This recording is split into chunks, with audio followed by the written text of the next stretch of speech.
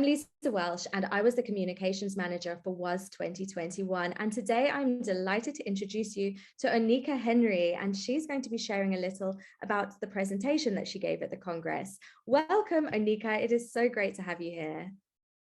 Thank you, Lisa. I am glad to be here. Looking forward to sharing.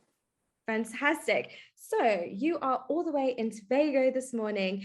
Please, could you share a little bit about you and your work for anybody who doesn't already know you? Sure. So my name is Onika Henry. I am a clinical sexologist and sex educator. Specifically, I am a sex coach. I'm also training to be a somatic sex educator. And I have a background degree training with a Master's of Education in Human Sexuality. So currently, I have a private practice in which I see clients who have challenges with sexuality. And I also have a performing arts company. My first degree is in theater arts. And so I actually combine those two to create workshops, presentations that talk about sex in a healthy, fun, safe enough, non-judgmental way. That is incredible. Though those are two things I did not see coming through, but what a great combination of skills. And so your presentation at WAS, please could you give us a little teaser? What exactly were you speaking about? Oh, so that presentation was actually talking about how I view Trinidad and Tobago's carnival and by extension, Caribbean carnivals that were born out of colonialism and slavery. I see those festivals as dynamic repositories or containers for knowledge, rituals, traditions, modalities, and even values and beliefs that our ancestors left us. So what I have done is that I've recognized the very sexual nature of our carnival. And because my background is in human sexuality, and because Carnival is also literally performing arts, it's expressive arts on the street, it's our street theater. I've put those together or recognized how they are already intertwined in that festival. And I present it as a space for communal or collective or erotic joy practices, as well as an opportunity for individuals to unfold into a free and authentic self through which they can fully integrate their sexuality. So that was my intention. So I hope that comes out in the video.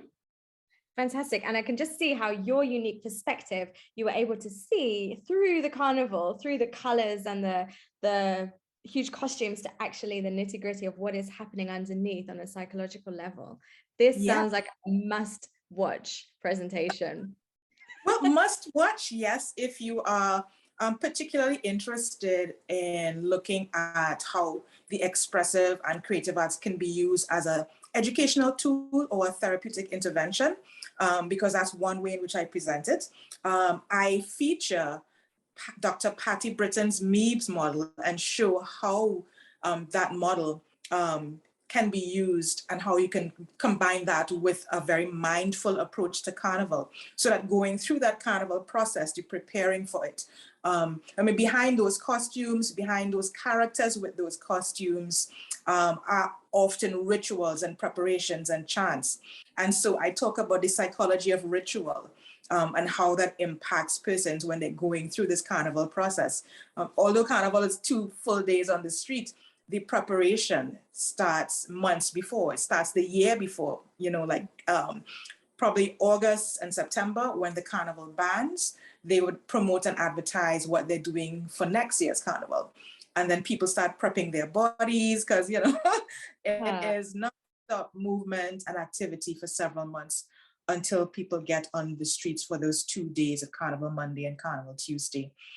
So yes, I think people will be interested in how I take that sex coaching model and apply it to the Carnival space, as well as seeing it as expressive arts for education and therapy, and how I specifically apply that for human sexual wholeness and wellness.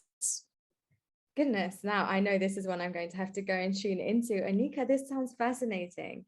Thank you so much for giving us a little bit of a taste of what is to come in that presentation.